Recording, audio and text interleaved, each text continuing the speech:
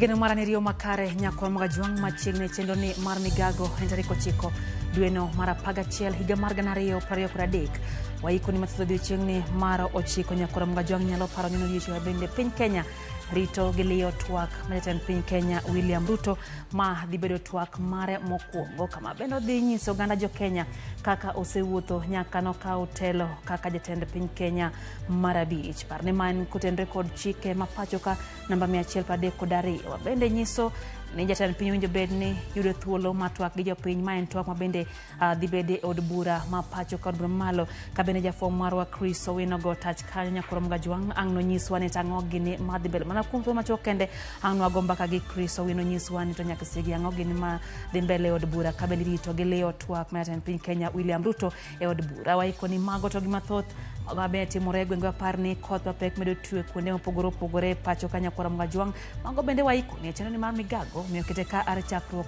nyaka giko wachao gi mago mwami opek. Tunatarajia Rais Mheshimiwa Samuel Ruto azungumzie kuhusu hii mafuta gharama ya juu, gharama imekuwa juu sana. Oganda jo Kenya rito gilio twak ma jatend piny Kenya William Ruto dhi chiwo od bura mamenyo kenge ma sirikal osegoyo. The Senate has failed to remove from office by impeachment Honorable Kawira Mwangaza, the governor of Meru County. And the governor accordingly continues to hold office. Governor Mameru Kawira Mwangaza ntire kod ilo ewi okang' mar senators rese kendo rem thiche oko ya PC. Wasechiwo yuakwani OCPD, wasechiwo yuakwani OCS, kachiel kod jotende arita kwe mar alwora to kwaseneno action magikawo. Rochruok mar arita kwe Central Alego kelo liete kin jopiny ka obila koro mi jumachiel mar reso midhiero makamano.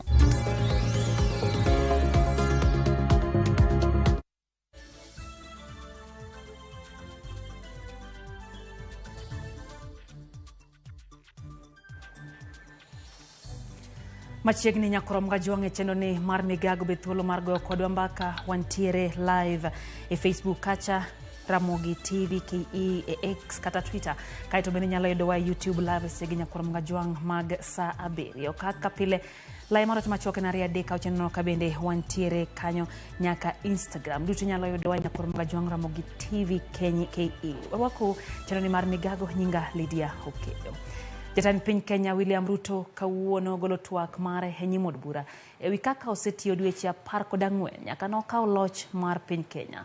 Twak mar Ruto odhi chiwo e nyim jood bura kod senators makoro dhi chokore kanyakle od bura. Jafom marwa Chris Owino ntiere kanyo wawinjane kaka chenro chale od bura. Chris Owino ginoriyo makare nyiswane to nyaka sechegi ang'o gini madhi mbele od bura kotenre kod rito twak ma jatend piny Kenya William Ruto e od bura nyaka nokaw telo kaka jatend piny Kenya marabich. Chris. Erokamano Lydia koke laru mar od bura mamalo mar piny Kenya en ikrok koro ochopo e ng'iende kama oganda jo Kenya geno ni jatend piny Dr. William Ruto dhi chiwo twak mare mokwongo moyiedhi ne od bura mamalo kachiel kod od bura mar Senate kalure kod pen chik kare 132 1C mayango ni jatend piny onego beni chiwo twak moyiedhi dichiel e higa e nyim od bura mamalo kachiel kod od bura mar Senate ewi weche motenore kod arita mar piny Kenya, weche motenore kod bedrock mag apisas kachiel kod telo makare kachiel kod weche mag tudruok mar piny Kenya kod pinje ma oko. Mae madhi bedo twak mokwongo ma jatend piny Dr. William Ruto ma odhi chiwo kaka jatend piny Kenya nyaka ne okaw loch e tok yiero mar 2022. Twak makamae Lydia biro e kinde ma piny Kenya kale midhiero mapek, midhiero mar koth mar El Nino, midhiero mar chal marach mar arita kwe e hoho mar Okaka achiel kod counties mag county mar Lamu e gwenge makadho wadh Nam Chumbi kachiel kod idho malo e pek mar ngima. Koro kakae anachiel kuom anakod mako kuom jo od bura, anakod ja od bura makara chuonyo ma en achiel kuom jo od bura madhi winyo twak ma jatend piny Dr. William Ruto odiochieng' makawuono kendo bang'e ibiro miyo gi thuolo mar twak kendo goyo mbaka ewi twak makamano. Adwaro wake migosi Adipo Okome mondo obi ong'is jopiny to gin kaka mheshimiwa nyalo sudo machiegni odiochieng' ma kawuono jatend piny Dr. William Ruto dhi chiwo twak mare mokwongo ka jatend piny Kenya bang' chamo muma e tok yiero mar 2022. Ma e twak mare mokwongo. In ka ja od bura, en weche mage ma igeno ni jatend piny Dr. William Ruto dhi loso e twak mare odiochieng' ma kawuono? Erokamano Chris. Gima duong' moloyo maparo ni jatelo winjo wuoye kodwa kendo wuoye gi jo Kenya nikech gima dhi luwo o address jo Kenya ma ok ni jo bunge kende.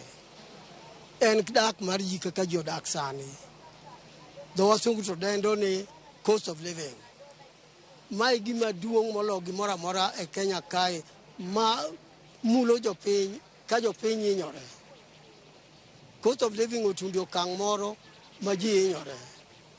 Cost of living ni omiyo kata mana cost of business odhi malo makoro ok nyalre. Jok man go tende joma dhi chiemo kuro odok piny saidi nikech ji onge pesa. Jok ma go ohala yudo ka joma ng'iewo gigegi onge nikech pesa ji onge go. Koro en ang'o ma ugeno ni jatend piny Dr. William Ruto owach e wi duoko piny pek mar ngima? Gima maduong' ma owinjo tim pile pile ka gik tarik 14 kata 15 mar dwe to gitimo iduoko nengo petrol piny kata dhi malo. E kinde mokadho gieki nengo petrol osebedo ka dhi malo sa ka sa. Manyoro ni endi confidence ma jopiny ni godo korka petrol gi kaka sirkal nyalo timo odwa dok piny ka waziri Chirchir wacho maler ni gini dwa dhi nyime makoro ochiegni tundo shillings 300. To ma sani endi mwachulo sani 217 emobaro ji ndase ji ok nyal kata yudo kaka ringi matokni gi.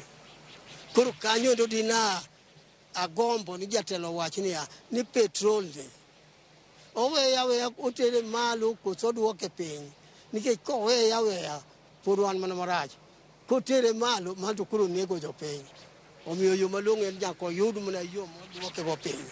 Piny owacho mar Kenya Kwanza wacho ni idho malo e nengo mar petrol kata mauta en gima omako piny mangima mok piny Kenya kende. Bende nitie adier e wach makama? Anakia kuma gino dhiye nikech kisomo kata gasede to pinje ma oko nengo odokie piny. Ok odhi malo. Odok piny.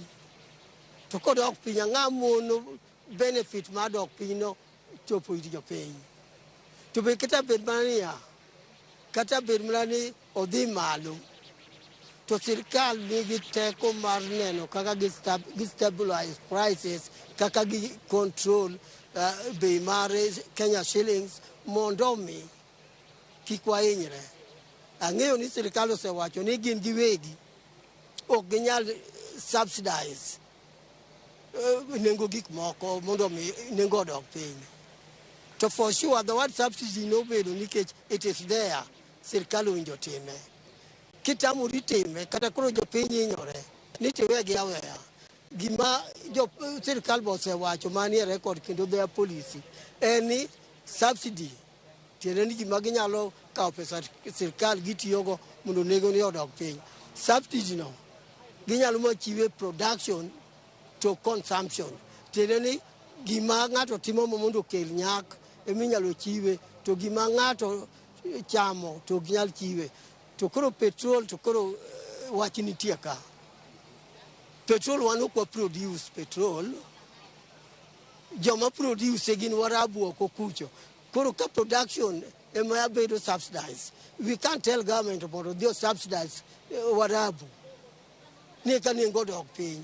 Omiyo ma ok wanyal control machalo mano.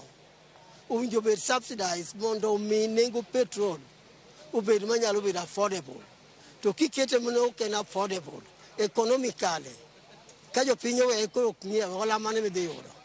Mheshimiwa, kopogre kod idho malo e nengo mar ngima, piny Kenya bende kalo e midhiero mar koth ma bende dhi nyime kod chwe kendo miyo oganda yudo chandruok moko kuom jopiny pi ywayo kaachiel kod mwandu gi bende kethore. En ang'o ma igeno ni jatend piny Dr. William Ruto dhi lose ma nyalo miyo jopiny geno e wi koth madhi nyime kod koth mar El Nino kod duoko piny midhiero mar koth mar El Nino? Gima ber nani ya jo meteorological department nomiyo wa warning chon kaka jo Kenya kendo miyo sirkal warning ni El Nino biro. Purpose mar bedo kod meteorological department en ni mondo ung'e kaka lwasi bet, mondo mi ung'e ka koth biro, mondo ung'e ka kodhno kadho tong' ma koro en El Nino. To ok nyiswa nyisa ni mondo ung'e ka to wach orumo. Inyisou mondo uikru makatabu nyalo bedo because of koth. To uneno kaka ukonyo. Sirkal noyudo warning koayo kuom meteorological department. An gi yie chunya ni nyaka be ni sirkal nyocha oikore ne koth makoro chakore miluongo ni El Nino ni. Maka en kamano endo, ta akwayo sirkal ni mondo gichak chiwo mich ma ginyalo chiwo kuonde ma koth onjawo gik moko ahinya ruok, mondo mi jogo kik hinyre, mondo mi jogo kik nind oko, mondo mi jogo kik bed ni onge chiemo. Kawacho mano to karachuonyo achiel kuomgi.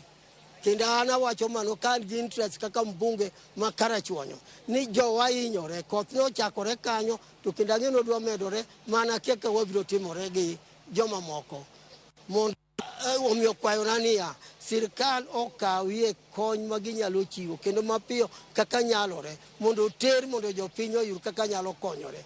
Kik bed ni ka El Nino biro kaka obiro ni, to en mani jowa koro tho ni kata koth onege oula, kata tho ni chiemo onge. Mano endo to be constitution wacho ni sirkal to winjo bed gi ratiro ni ja Kenya ok tho nikech kech.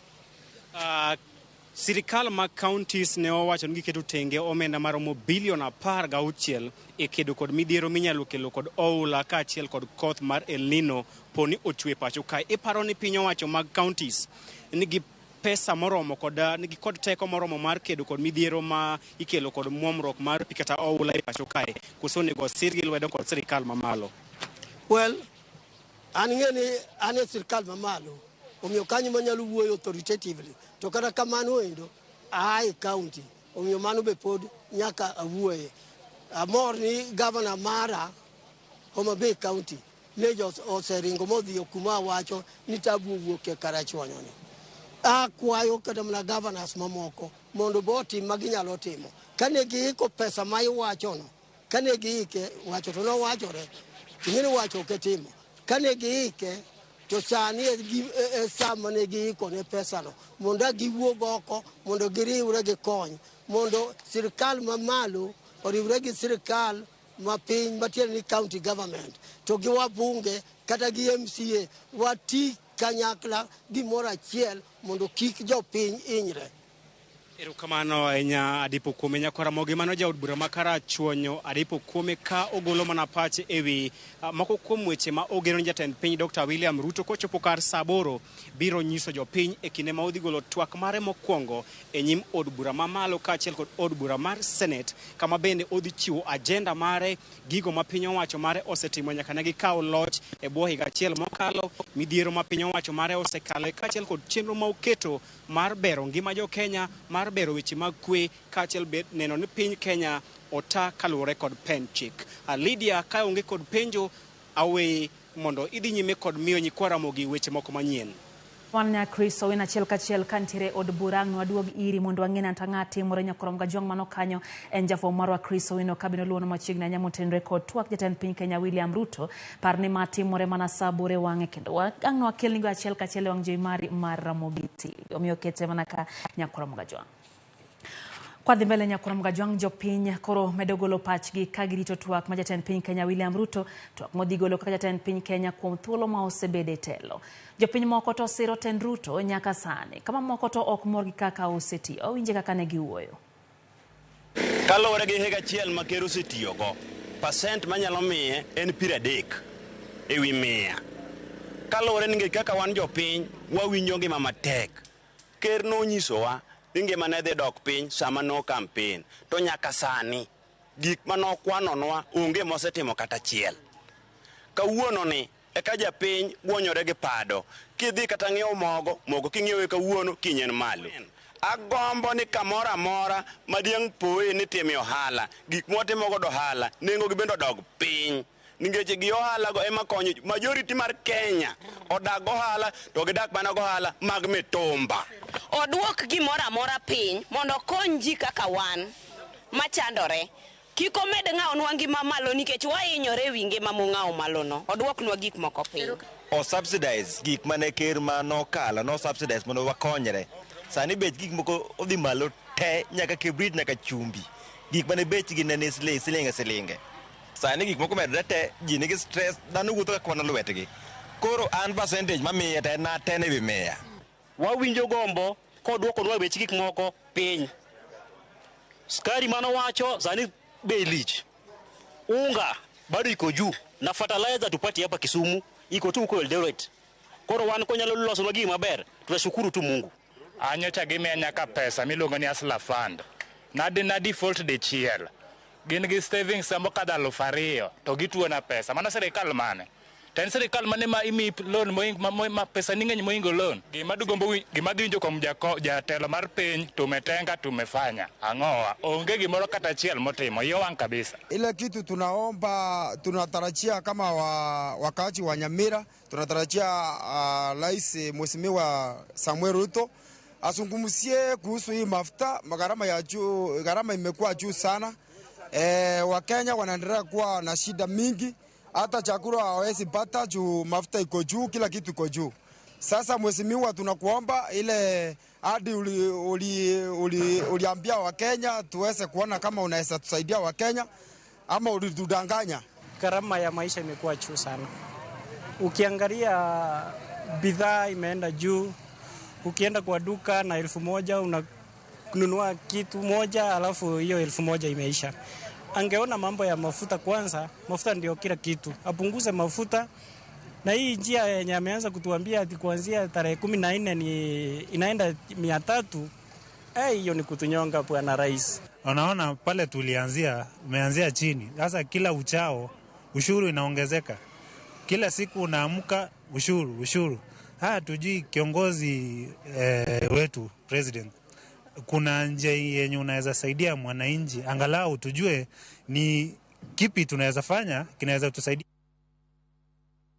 Magomana mokum pacho ganda nyakoro mgajuango ten record ten William Ruto igachiel nyaka noka hotelo kaja ten piny Kenya mano mar beach kabende Uganda antiere kod geno mopogore opogore wadhi mbele jod bura magazimio kod Kenya kwanza ka ochung mopogore opogore ewi twak maja ten piny Kenya William Ruto dhi chiwo nyimod bura mamalo kod mano mar Senate odiochiengno makawuono.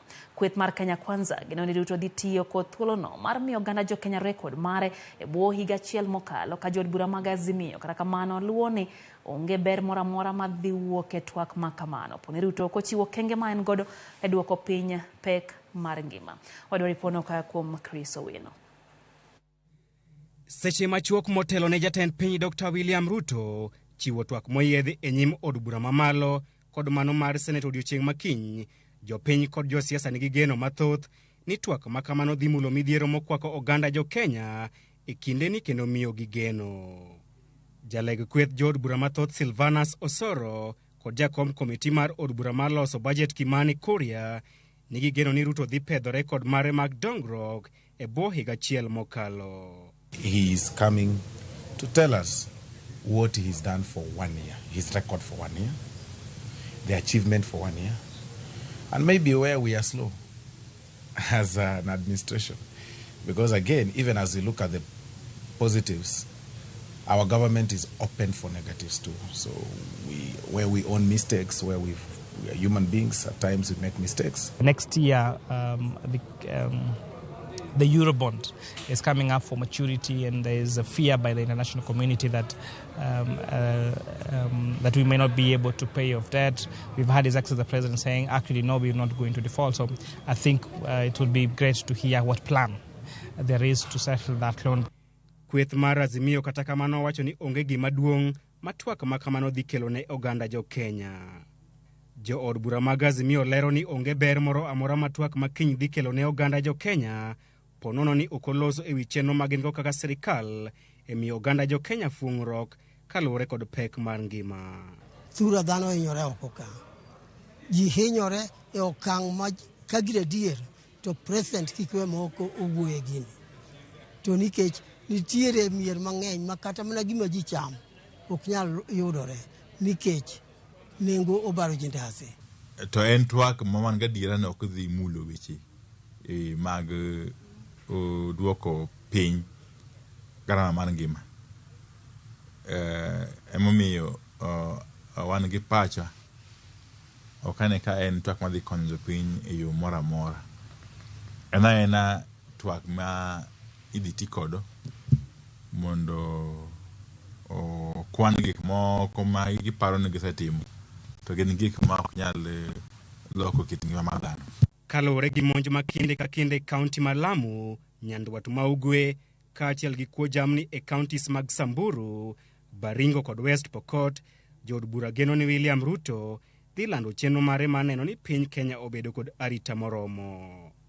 Jaleg kweth jood bura manok e od bura Opiyo Wandayi kata kamano oseyo piny owacho mar Kenya Kwanza kuom chano tero obila 1,000 e piny Haiti e kinde ma oganda jo Kenya to wito ngimagi e lwet jonjore. Security threats have been here with us, for years, and yes, His Excellency the President has promised to deal with them firmly, and we'd be expecting also to hear what the plans are, and what the setbacks are, and the kind of support that Parliament should give. Wach ma ita kwe dhi marach ahinya kendo jo piny siko neno chandruok e lwet jonjore. En wach malich ahinya kendo udhi chiwo twag ni e sama koro Kenya kod paro mar tero askeche ma polis e cho mane piny mar Haiti mondo kele kwe kuno to jo Kenya wegi to chandore piny ka nikech wach mar koso arita kwe. Kaluwore gi koth madhi nyime kod chwe e pacho kae, geno nitiere ni jatend piny dhi chiwo ote madhi kelo geno ne oganda ma pi ywayo e miechgi e kinde ni. En kwayo na ahinya ruok ne jatend piny man kiny nowuo kodwa bunge mondo owachie gimoro korka oula flood ma hinyowa sani kara chwanyo oula obaro wandasi sani. Kaluwore gi katiba kare 132 1C, jatend piny owinjore ochiw twak moyiedhi ne od bura mamalo kod mano mar Senate dichiel e higa e wi chal mar piny. E kinde twak makamano, jatend piny onego chiw twak e wi weche mag arita kwe pacho kae, weche mag bidhruok gi telo makare kaachiel gi tudruok e kind piny Kenya kod pinje ma oko. Bang' chiwo twak mare odiochieng' makiny, jo od bura kod senators biro yudo thuolo mar golo pachgi e wi twak makamano. E kinde ma jatend piny Dr. William Ruto dhi chiwo twak moyiedhi e nyim od bura odiochieng' makiny, jo od bura nigi geno ni jatend piny dhi loso e chenro mag duoko piny pek mar ngima, weche mag arita kwe kaachiel kod midhiero mag koth mar El Nino. Chris Owino, Ramogi TV, Parliament Buildings, Nairobi. En twak mabende pod Chris Owino rito no yadubura nyakoro mgajiwang twak mabende dhi bedo odiochieng' makawuono kogikanyo saa 8 wang'e kaka senyisi wadhikio nigo achiel kachiel e wang' jowi mari mihero mar Ramogi TV.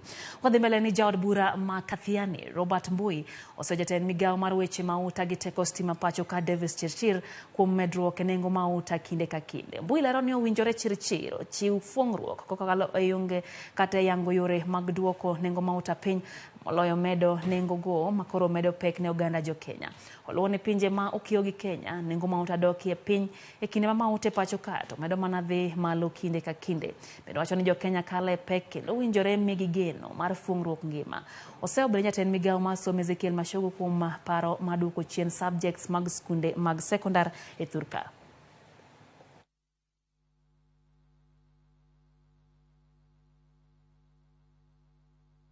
Lakini waziri alituambia ati fungeni mshipi. Hata hii mambo ya mafuta mnalialia itapanda hata itafika 300. Mimi nauliza, nyinyi mnataka kuishi maisha ya kila siku kutishwa?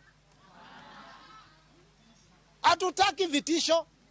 Kama wewe umepewa kazi ya waziri, uangalie mambo ya energy. Kazi yako sio kutuambia ati mafuta itapanda ifike 300. Tuambie utafanya nini ndio bei ya mafuta ishuke. Ndio watu wa bodaboda na matatu bei ishuke. Hiyo ndio tunaomba. Na hii sio siasa, wacha tuseme hivi. Hata Tanzania majirani wetu, bei ya mafuta ulimwengu inaendelea kushuka. Alafu Kenya tunaambiwa nyinyi ati yenyu itaendelea kupanda, wala wengine yao ikishuka. CS Energy, kama umeshindwa na kazi, iko watoto wengi hata hapa wamesoma, iko vijana wamekuja hapa wako na degree na wamekuja kufanya kazi ya catering. Toka ofisi wapatie nafasi wafanye kazi. Kora mga jongen kanyo dakika prayo koda uchiel bang sabirio marodi chieng chendo en Migago wamedo mana manyoni mako moko kuom gigma bende koro dhi mbele ka bende rito twak ma jatend piny Kenya William Ruto od bura twak mare mokwongo kaka jatend piny Kenya mar abich nyaka nokaw telo e pacho ka anyisi ne wanyak buko dimbaka inyiswa ni to inti parango to geno mari en mana nyakora mga jongen kina bende ko rito twak makamano neno kanyo ko gando osebedo ka golo pachgi nyako tendre ge twagno makoro irito e od bura Sara Otieno kantie mtwapa nini kacha wacho ni sacha kini ntire kodwa chendo Stephen Osino wacho ni osecho pechendo ni mar Migago okelo pole ntie Kisumu dala Ramogi Tv ler kendo weche gichopo ne eyo makare Patrick Pombe kantire ruaka bende wacho no osecho Minister Caroline Mshindi wacho kanyo ni weche gibende chopo ne eyo makare aneno ote ma Collins Odhiambo kaentere ugenya Masiro wacho ni NCA County grito mwana tuwa kwa jatend piny Kenya William Ruto Jona Pidi wacho ni Bunyala Road Upper Hill weche gichope yo makare Faith Mzomo kantiere Malindi wacho kanyo ni entiere kodwa kada kamano gima koro wacho ni Kenya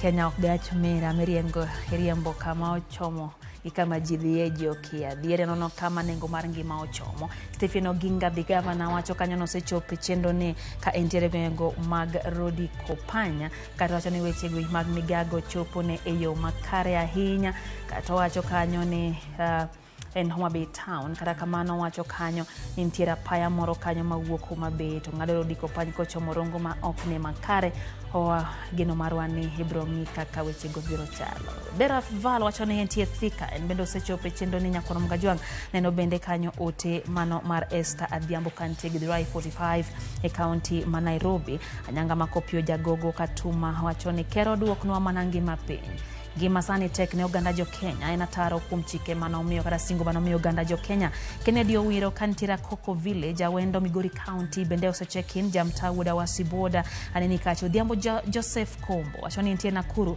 unje wechege anya to kamano rito twak ma jatend piny Kenya William Ruto kogi kanyo saa bore wange Nyarich bende nitiere live kodwa kae Roni Rambo Roni kanti Kajiado in bende wacho ni wechegi okwei oko kata matin Calvin Cornell kantie Nairobi Kayole wachoni embose check-in grito manatua kaito Peter the comedian Jane live and clear kantiere Kanyaluo pacho anyanga makopio wachoni kaka jatend piny Kenya tich onge kendo waenyore koro ngima bende omedo dhi mama na malo oduoknwa mana ngima piny mondo mi oganda yud kaka ido teko stima ma bende ginyalo chulo katekogo sani koro nengo ne bende dhi malo nyaka wane kawuono kaka odhi wuoyo entiere Rodi Kopanya grito twak nyakoro mga jwang Jalango Otieno wacho ni doyo makare kaita neno bende Peter Omosh mano Mosh 1 hour from Ahero Magina wacho Ruto kane kanyalo wacho gik manyalo konyo ganda jo Kenya okena mago kende ema budget teni mal wacho ni kila kitu iko juu geno marwa en onyalo wacho gik mane ko dhi duogo geno ne oganda jo Kenya Chola Robert wacho ni entie Nyayo Estate Nairobi kaito Victor kawuok ndewa neno weche magera nyaka entiere gwengo ma Homa Bay Christine Onyango Kisumu arito twak maruto sabore wange mano Christine kaito Bakita Lax to wacho kacha ni entie Uasin Gishu County Langas jopiny hinyore tije onge chumi beneni malo gikiani piny Kenya dhi chomo kanye Collins Odhiambo to wacho ni en wuod Saddam kuok ugenya Masiro kaito wacho kanyo ni kaka pile osedonjo kendo entiere kodwa nyaka gi kaino Morris kijana mdogo kantie ugenya wacho kanyo ni nyinge machielo en Morris Okelo haya Irina Adhiambo kantie Migori aneni kacha in bende wacho ni weche gi okwiyo ko kendo twak ma jatend piny Kenya William Ruto ekina bende koro thotho ganda jo Kenya ywago pek mar ngima Phoebe Olielo bende wacho kanyo ni entiere Ngomongo Thiolielo wacho ni awuoro kaka piny oridore. Ochieng' wuoda chieng' wacho kanyo ni en chronicle mar wacho ni chronicle mar bottom up matiende ni upwards wared manokanda. Aya wayo matinya kwaro mgajwang med oro ote magi wantiere live Facebook kacha bende nyatudri kodwa live marote machuok nari adek au cheno no waduogo gima thoth e chenro ne mar Migago omiyo kikidhi mabor.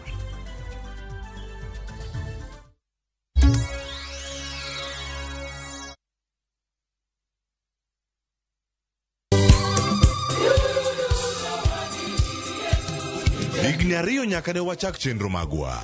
Nyasaye osebedo jakorwa. Chenro mar Injili kalo biro iri e alama kende mar goyo erokamano. Wabiro riwore gi jokristo mag Anglican Diocese Mabondo e kanisa mar St. Michael's and All Angels Cathedral mantiere chuny boma Mabondo. Bimondo wapak Nyasaye kanyakla kochakore sa 12 okinyi nyaka sa 7 odiechieng'.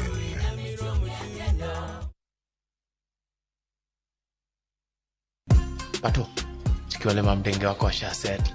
Tano lore na madamba. Acheza chini. Ay. Hi. Unakaa msemu nice. Na umunga fiti pia. But kwa game pia uko big. Because when it's playtime, I want big rewards. I want big bonuses. Alafu by the game tuwa wekelea na Shabiki ina give. Chonjo?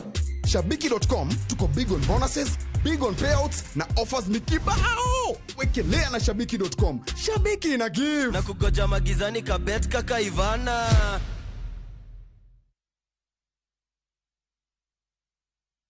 Tera gamuna nedalau hasei kurama hane dalau tutasei kur era lungina nenie era lungina nenie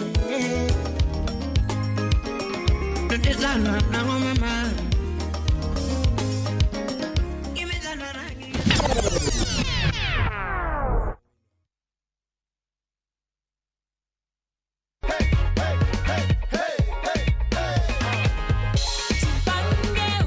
This is 500,000 and you are our lucky winner of last week. So umeamini sasa? I am not done. I also have goodies for you. Ndio hizi hapo hivyo. Aki, God bless you.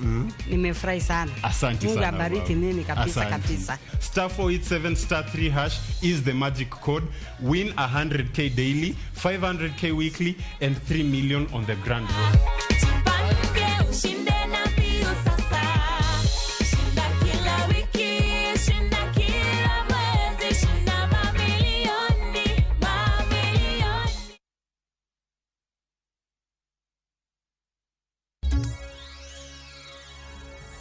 Machiegni kendo nyakora mgajwang chendo en Migago wadhi mbele gi weche manyien. Piny Kenya biro tiyo gi omenda maromo siling bilion 91 e tero bila madhi keto kwe e piny mar Haiti.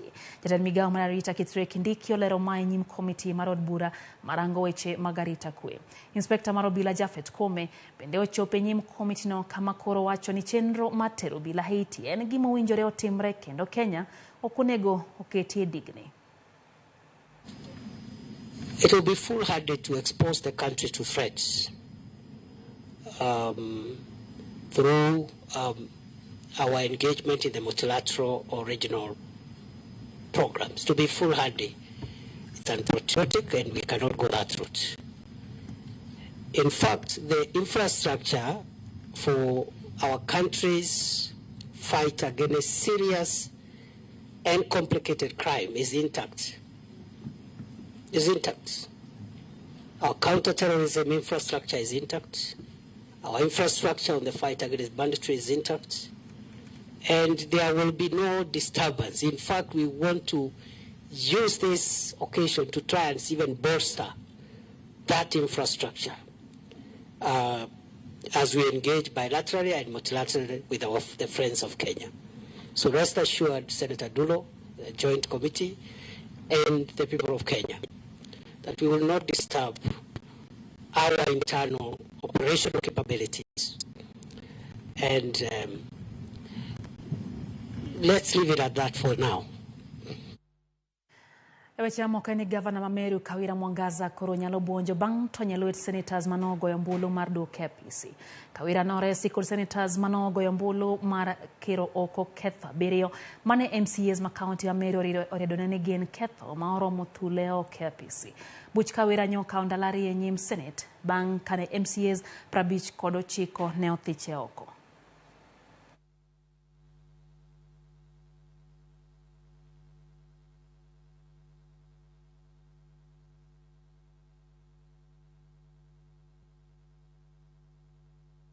That whereas pursuant to Article 181 of the Constitution and Section 33 of the County Governments Act, on Wednesday, 25th of October 2023, the Meru County Assembly approved a motion to remove from office by impeachment Honorable Mwangaza, the Governor of Meru County. Now, Honorable Senators, Section 33(7) of the County Governments Act provide as follows.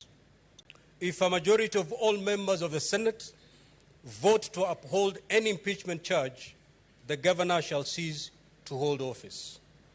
Honorable Senators, the result of the division indicate that the Senate has not upheld any of the impeachment charges.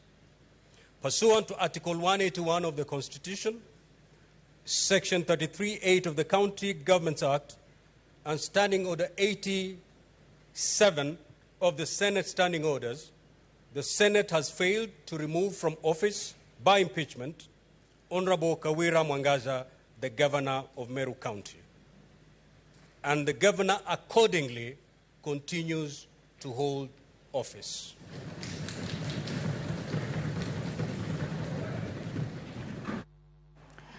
Kwa mbele nyakoro mgajuang mine ute governors mapacho kao singo siro chendo duto maitao kod jao jalo chotan piny Kenya Dorcas Rigathi kakoro gilero ni thoth chenro magi mag county chalo gi mago maitayo gi mama Dorcas kagilose kindero mo margi kod jadolo Dorcas kadak majalo chotan piny Kenya giango ni moko kuom chenro magi singo ne gibiro siro gin kaka chenro mar jiwo ngima nyithindo mayawuowi mond liete nyithind kiye kachiel kod jogo mantiere kod ng'ol. Gilero ne gibiro riwo lwedo kokalo kuom riwruok mar County First Lady Association kata CFLA mondo mi gichiw kony e thurka.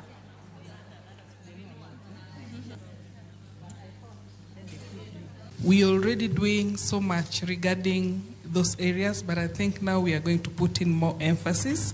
And thank you so much for providing that leadership, because at times we look for somewhere to hold. Thank you for holding our hands, because now we will be confident enough to look for you whenever we are stuck. Amongst here, I think we are very few who are first-time First Ladies.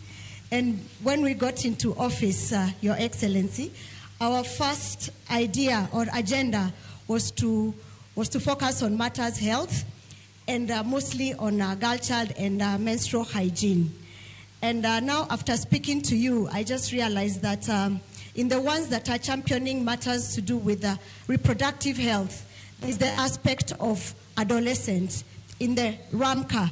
So it is part of what we are already championing. Na nitang'ang'ana mpaka nione hii gurudumu nimepitisha na nimeenda pande ile ingine. Na ninajua tukishikana, the programs that you have and the programs I have, actually they have convergence. The health one, the maternal one, I think maternal health, I also think there is a way of helping. And where you need my help, I am available. We can drive those initiatives kwa sababu hizo maternal health, it is also taking care of my boy child. Jopuonjre kod jopuonj mag skunde ang'wen mayudre county Manyamira yudi kod ketho mar kuo mar penj mar KCSE masane dhi nyime thurka. Jopuonjre ariyo mag skunde sekondar Manyambari oyudi gi otese mag penj ka japuonjre achiel mar skunde nyiri mar Sironga bende oyudi kod otese mag penj. E skunde sekondar mag Gekomani, japuonj mondik kod board mar skunno oyudi kod pichni mag penj kendo koro itimone nonro.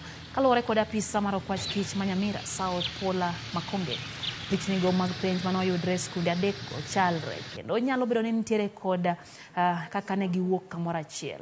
Jopuonje manoyudgi ketho teri e doho kawuono ka jopuonjre to we thuolo gi rambun mar siling 10,000 ka koro girito mondo mi gitiek penj kapok odonjnegi e doho.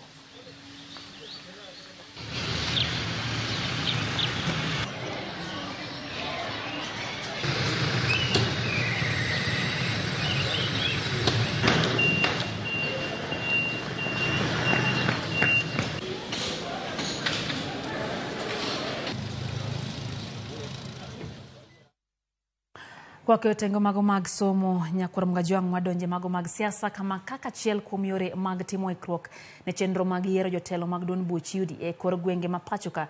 Jotelo mag UDA dhi nyime gi jiwo oganda mondo mi ondikre kaka jokanyo manyien mag duond burano. Jotelo mag kaunti no kotelnegi kod jatend chenro mag duond burano Samuel Mwangi yango ni gichiwo thuolo ahinya ne rawere, jotimo ohala gi jopur matindo mondo mi ondikre kaka jokanyo mag duond bura mar UDA.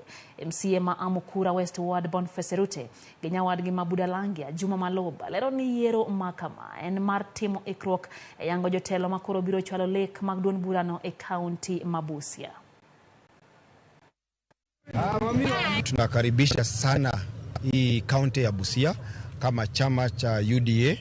Tumekuwa hapa sababu chama cha UDA tuko na grassroots elections zinakuja kwa mwezi wa Disemba.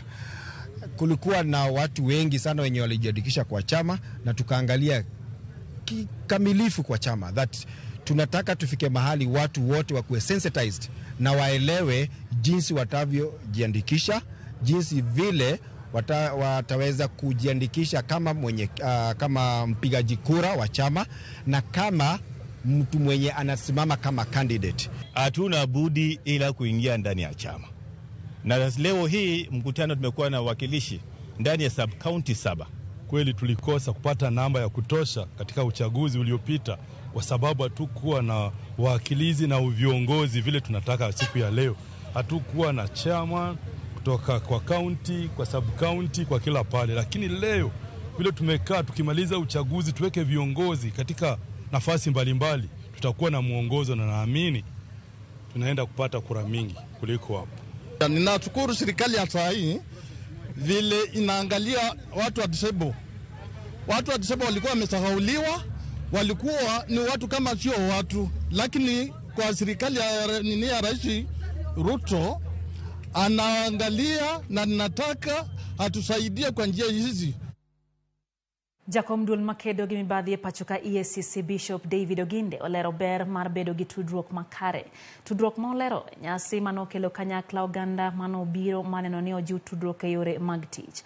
Nyasi manobagi e Migago e boma Nairobi geto tudo ji mamanyo tije kod jogo mantiere tijegi.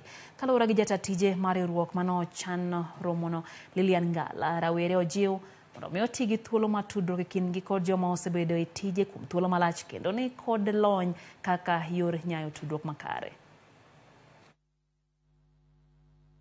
I send you 1,000. Kaka Lilian Ngala Network kawuono waromo mondo wamed tudo ji gi opportunities gi through networking nikech yudo ka pile ng'ato nigi papers maber kabisa otimo tegruok kata universities mabeyo but yudo ka tich mondo yudi kata nafas kata mondo tudre gi opportunities moko go bedo matek. Momiyo koro nwachako network ni.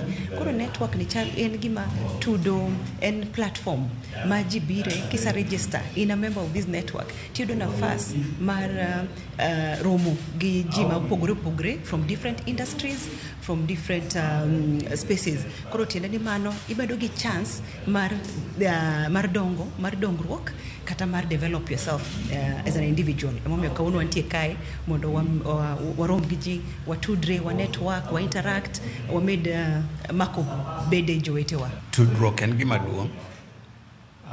Kaka jayalo ma kanisa mawachonwa ni ng'ato achiel nyalo riembo ji 10, ji ariyo to riembo ji 1000. Koro kutudore unyalo timo gik mang'eny. To tudruok mwatudore kaka ma obire kawuono ok en ni mondo mi ayud gima okuomi, En kang'ei tibe ing'eya chieng' mbele kucha nyalo chopo kama nyalo konya tabe. Bang' kwayo lokruok mag apisas etesende obila e kaunti ma Siaya jodak ma Central Lego Ward koro miyo obila ndalo 7 mar jiwo weche arita kwe alworano. Romo mar baraza mar yalo weche arita kwe nobedo maliet ma omiyo jatend obila e tesen ma Siaya owuok oko e bura. Jafwambo marwa James Okoth nitiere kod ler mar wachno. Kotelnegi gi MCA margi David Ragen, jopiny medo ywak ne obila kalure gi weche arita kwe ma medo mana kethore. Wach makoro omiyo jodak odak gi luoro. Polis wan kodo e gwengewa. Tich buri beni gitiyo giti. Gin tiji gin mana rango mon kuma chwake changa. Kod rango jande ma uso njanga. Wan kaka jo Central shida maduongo kani changa mi use gwen kata njanga. Shida wa maduongi na rita kwe. Nikeche wachopo kama koro mosapaga rio kata pargo rio gnus dhano rengo kadhiot nikisiluoro giman maki. Ragen wacho ni kwetha rio mose yangi kaka 42 Brothers kod Azimio Brothers osebedo ka chwalo weche maundu kendo kata obedo ni jodak osebedo ka ywak kuom kinde onge okang' moro amora mar chik mosekao. Giketre grube machiel iluongo ni 42 Brothers tachiel iluongo ni Azimio. Wasebedo ka waloso kod polise kendo wan kaka MCA asebedo kod meeting kod security ma Siaya ka kendgo ka wacho weche mag arita kwe to onge gima gisetimo. Kotwak e kinde romo ewi wach mar arita kwe e kar ohala maboro kama jakom mar bodaboda Kevin Ouru bende noywak ne monj masate kod kuo mag apiko makoro omedore. Giwacho ni gisechwalo ng'ur kuom kinde to onge okang' ma osekaw e kinde mabende wachore ni jomaundugo jorwak ga lepo bila e kinde maundu. Wan kaka jo Central Lego waonge kwe kaka johala maboro nitie group mayo apike junction mapaboro ka girwako uniform mek polise. Koro wan be waneno gin polise ka konchiel bok gin poli gichungi ka traffic ka kichung ka gikaw pikipiki gwacho BS station kin kochopo kingo kinike station midhiye. Osebedo kima wa pikipiki kanyo to wasechiwo ywak ni police to kwaseneno gima timre yo makare so that wasebedo piny kaka jo boda mamondo mi wakaw okang' mar arita marwa nikech wasebedo gi kwe kima wa pikipiki gi wanyiewo gi pesa mang'eny timayowa wadong' ka wachandre wach mar apiko kendo igoyowa. Koro wasechiwo ywak ni OCPD, wasechiwo ywak ni OCS kaachiel kod jatend arita kwe mar alwora to kwaseneno action magikawo. E kinde romono OCS mar tesendo bila ma Siaya nowuok moweyo burano bang' jopiny kete kagika mondo oler gima omiyo jomaundugo tiyo gi lep obila. Wach makoro omiyo jopiny dwaro ni lok obila duto makar dak ma Alego Usonga kendo chiwo ndalo 7 kende mondo apisas mag arita kwe okaw okenge ma owinjore ewi weche mag arita kwe. Kama kata Raymond Omolo winje PS mar Interior OCS ni kod OCPD kod brigade mare owil ogol gi Siaya ka oter gi Baringo kama ntiere jokwe mag dhok mondo mi wabed kod kuo kelo ng'ama chielo mwanyalo tiyo go moyien nyalo konyo ngima mar jopiny ma Lego Usonga mondo mi kik wabed kod tabu ma wan go mapile gi. James Okoth, Ramogi TV. Wadhi Gatundu kamoro ni kweth wa Keini mawuok e gweng' Makairi mantie Gatundu North e kaunti ma Kiambu nombago ng'anyo ka gikwedo hand yedhe mamero ji kaachiel kod tiyo gi yedhego masani giwacho ni omedore e gwengego. Ne giwuothe boma Makairi ka giting'o tese mantiere kod andika kama ne giseyo jotendgi kuom keto nyaw e lwenj kedo gi yedhe mamero ji. Giywak ni boma matin no ntiere kod kuonde mathoth ma iuse yedhego kendo imadho e kong'o.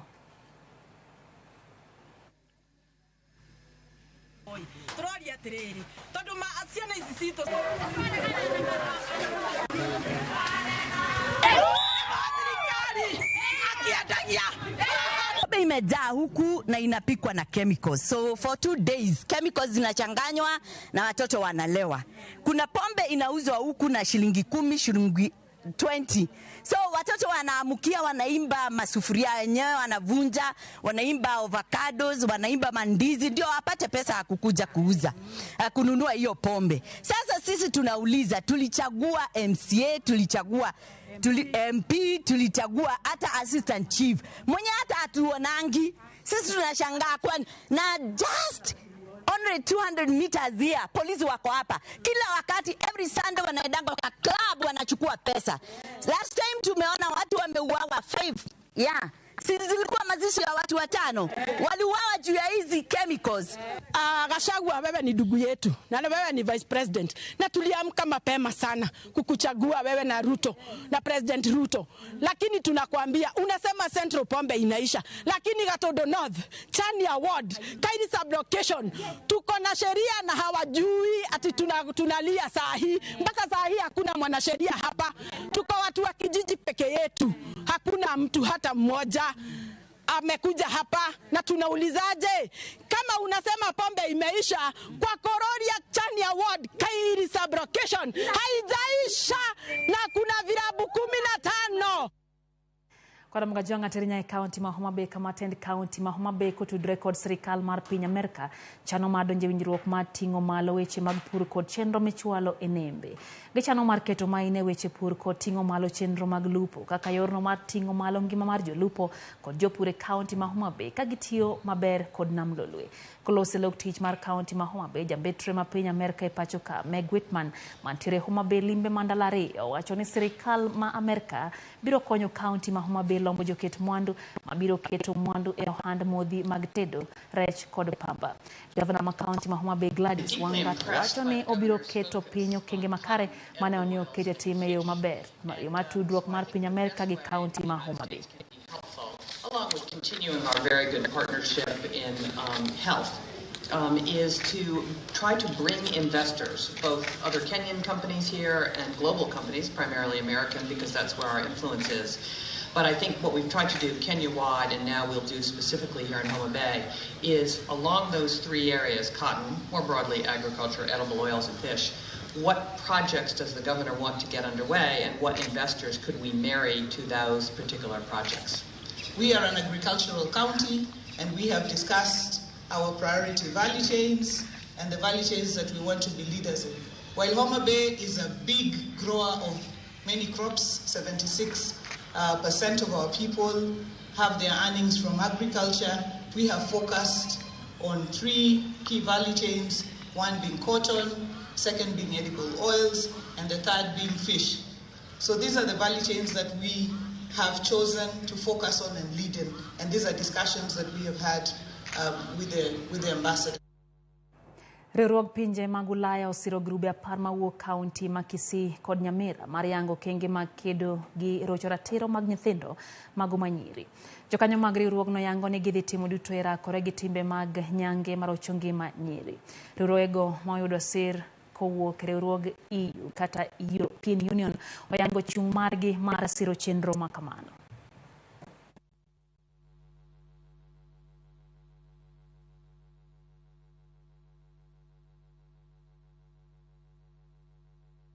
Tumekuwa na wageni kutoka the EU delegation na wageni pia kutoka Finnish Embassy ambao tumekuja ku launch project ambayo tunafanya pamoja na ISF, kikundi chetu kinaitwa ISF, na tumekuja ku support vikundi ambao tunafanya kazi hapa Nyamira na Kisii, vikundi vidogo ambao wanahitaji support kutoka kwetu kupigana mambo ya gender based violence. And it's really my pleasure to be here in Kisii, Nyamira counties today and also still tomorrow on matters that are very important also to the Finnish government, that we work a lot in hand with the Kenyan government countering FGM and other forms of gender based violence. And I'm very happy to hear about new initiatives and very innovative ways of trying to put even more emphasis on countering this vice, especially during these times when the FGM is getting, we are getting into the cutting season where more girls are under threat of undergoing this FGM. Mapacho kao jiw mondo mi onon chal mar lope magipuro yango kit kothe maginyalo pidho e bero keyo margi. Atamalo 20 mag jopur e pacho ka kende e marango chal mar lope magipuro e kuonde pimo chal lo kapok gichako puro. Kaka Ando Ndego leronwa, buono yango chal mar lo ma ipidhe nyayo keyo mantiere piny e gwenge mag Imbo wirani lo moko ntiere kod kwiri mathoro ketho kodhi. E kar timo nonro mar yango chal kothege pith mar kalro mayudore kar chung' od bura ma Teso South e kaunti ma Busia, chenro mar pimo chal lo mipithe dhi nyime. Mado Nyango matayo chenro mar nono chal lo makama lero ni chenro ni endi juogo Sh1,000 kendo duoko wuok bang' juma achiel. Thoth lope ma ipimo ka gin mago ma ogole kor gwenge ma opogore kaka West Pokot, Baringo, Dhowadh Nam Chumbi, Tanzania gi Uganda. Hii maabara ama maabara ya kalro ya lupe imekumbatia sehemu yote ya Western Kenya na hata sehemu nyingi ambazo pengine tunapata mchanga kutoka kaunti zingine za mbali kama West Pokot, Baringo, kule Eastern Province ama Eastern Counties kule past Nairobi, even to the coast and even across the border Tanzania na Uganda. Sasa ni kama 20% peke yake Kenya nzima wameweza kupata kujua ya kwamba tunapima udongo. Onyango yango ni tiyo gi mbolea kuom thuolo malach ma ok opim chal lo ema osenyayo kethruok mag lope gwenge mag Imbo kendo miyo jopur lal. pH, yani hali ya acidity ama alkalinity, udongo nyingi sana za mashamba za pande hii ziko na acid. Ningependa kuambia ama kuhimiza wakulima wa pande hii na hata kila mahali sehemu zote Kenya nzima kutia bidii kuleta udongo kwa maabara ipimwe, kwa sababu bei ya kupima ni 1,000 peke yake. Inafaa mkulima afikirie 1,000 ni pesa kidogo sana. Jopur maorwako paro makama yango ni giseneno pogruok makare keyo margi kipimo gi kinde ma okalo. Giluone sani gin gilonye bero yor pur gi yuto magi. Kitambo tulikuwa tunalima tu vitu haikui nini, sasa tujui chanzo ni nini. Lakini kitambo hawa watu wa kalro waje waanze kutupimia udongo, ninaona utofauti mkubwa sana. Tulikuwa tunalima chakula na tukujua ni nini nafanya. Tukilima hatupati. Jopurgi ojiwo jopur wetegi mondo neni orwako kang' makamae yudo yuto maber bang' keyo margi. Mtu yeyote mkulima akuje kalro, walete udongo, waende wapime, waone mbegu gani inaweza stahili udongo yako. Andrew Ondego, Ramogi TV. Chenro mar chiwo thieth e kaunti ma Nandi oyudo jip bang' jochiw thieth kotene kanyo gi riwruok mar lakteche kod jochiw thieth ma pacho ka KMPDU bade maho mar okak oyiere gi piny owacho mar kaunti no bang' lakteche maromo 50 yudo oboke mag meto mag osara. Lakteche go osebedo kasundo piny owacho ma kaunti ma Nandi mondo mi omed lakteche ma kaunti no ngadho mag telo kaluwore ni thothgi osebedo e ngadho mag telo magintiere sani kuom kinde malach. Gavana ma Nandi Stephen Sang owacho ne piny owacho ma kaunti no biro tiyo machiegni gi lakteche go kaachiel gi jochiw thieth mar neno ni chenro mag thieth e kaunti no ok obedo gi ng'ikruok. In as far as it is now, we are very happy, and we are happy about the progress that we have achieved, even from our demands. What we are looking forward for is to have a sit down and to have a very, very good return to work formula with the county government of Nandi, because there are some of the aspects that we have not touched to, which we want to touch to, and with a return to work formula, those things can be taken as a law. I want to give the commitment that we will work together to ensure that everything moves on smoothly. Those kind of threats sometimes, threat of a strike here, threat of, I am happy that all of them have been threats. At least we have not actualized a strike. It has been threats and we have responded to those threats. And I want to tell you, we were not responding to a threat. We were doing a commitment that we have in our hearts. So I don't want you to go out of this place feeling that you won because you won.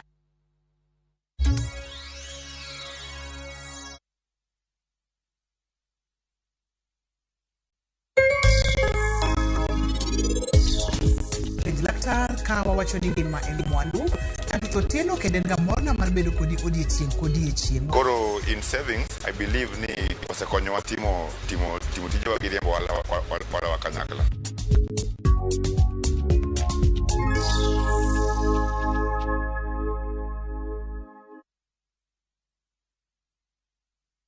Next on Shambala Wanyama. Stop calling me. Thank you, man. Thank you. Say it to my face, say it to my face. But you know I don't have any land to sell. They can't take the box. What are you doing here? Or a boy even. You know consent doesn't only apply to women. I feel like I've not been a very good mother to you. I'll die alone. The church is broke. I'm not. Shambala Wanyama. New episodes available every Saturday, only on Viusasa.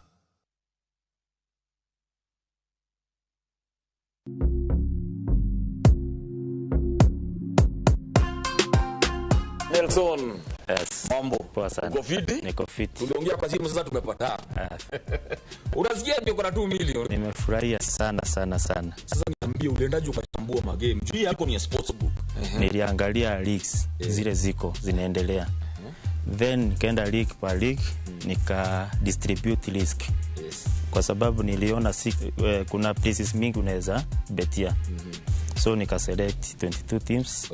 Nikakuwa na hiyo patience. Kiwa nimebakisha wiki kama moja like 10 teams. Ndio niliambia mwenzangu colleague kwa kazi. Until siku ya mwisho sasa ndio niliambia familia. Pata multi-bet boost massive ya 1000% ukicheza on shabiki.com. Cheza sasa na shabiki.com na upate up to 1000% multi-bet boost. To bet!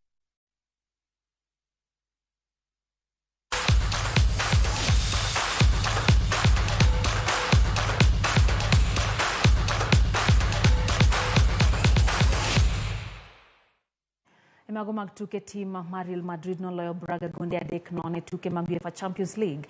Gonde mag Real noloyo gi jotugo Brahim Diaz, Rodrigo kod Vinicius Jr.